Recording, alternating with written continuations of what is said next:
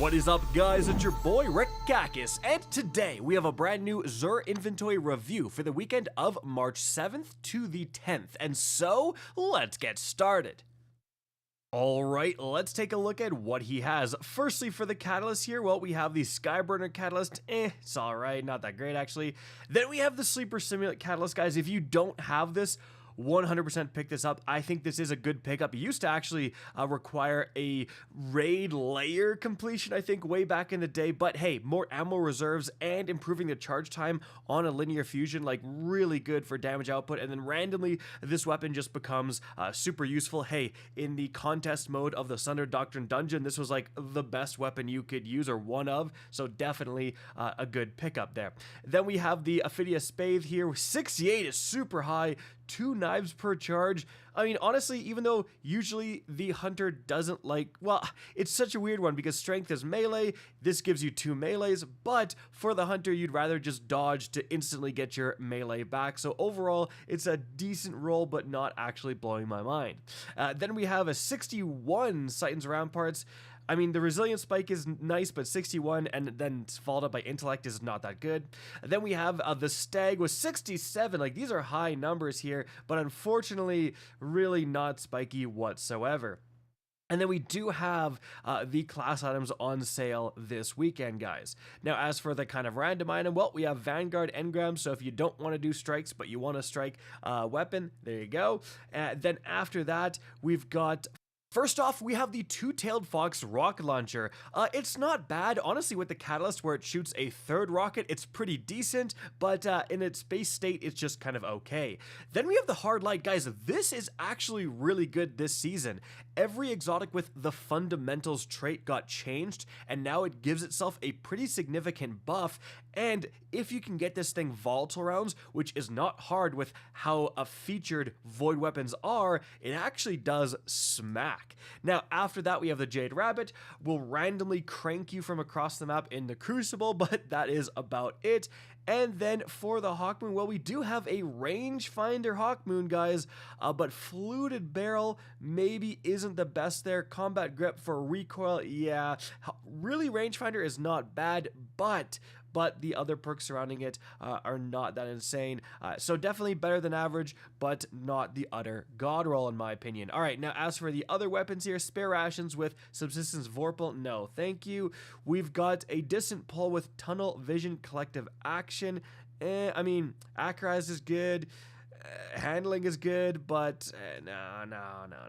Then we have a Surplus High Impact Reserves, the number, no thank you. We have a No Distractions Opening Shot Annual Skate here, but no good supporting perks, unfortunately, and Handling Masterwork is fine. Then we've got the Canis Major with Surplus Chain Reaction, no thank you.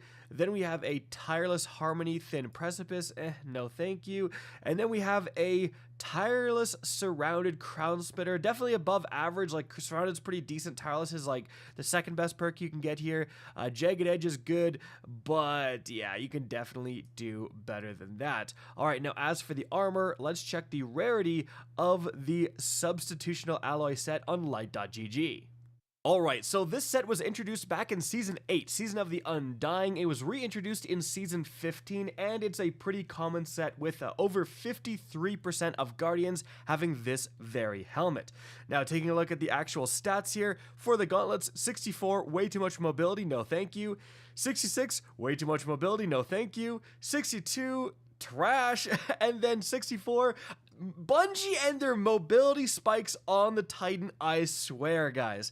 Alright, let's move on from there to the Warlock. Alright, for the Warlock, let's check the sword here.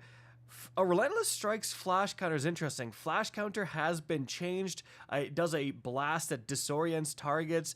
Some people really like updated flash counter, and then combining that with Relentless to get your ammo back, generally considered like to be the best left column perk, or one of, for swords for sure. You have Jagged Edge as well, guys. You know, pretty decent combo right here. Might be worth picking up. Not necessarily the traditional God roll for the Eternity's Edge, but an interesting roll nonetheless. As for the other rolls here, 66, You know, you got resilience, discipline, strength. It's just kind of all right. 64, not really too spiky. No, thank you. 61, no, thank you. And 65 with an intellect spike being mained is not exactly that amazing. All right, let's go and check the Hunter. All right, for the Hunter, let's go and check this sword here. This is the God Roll. I mean, Assassin's Blade plus Relentless Strikes, those are the two main perks in the God Roll. Now, in terms of the blade, unfortunately you don't have Jagged, but you do have Tempered. That is going to give you a little bit of sword damage, and honestly, sword damage and ammo isn't bad because the Quickfang, if it ever loads, it's not necessarily about damage output. The main thing is that a lightweight frame will improve your movement speed. It will make you go really fast with the Quickfang, like you do that special Naruto run, right? So that combined with Assassin's Blade that will boost your movement speed even more, you can zip with the Quickfang. And especially, guys, this is an extra big deal because this is the first time, I believe, that the God Roll here of Assassins plus Relentless is being sold after the change was made where any class can use this Quickfang. That's right, guys. You can buy this Quickfang and then your Titan can use it. Your Warlock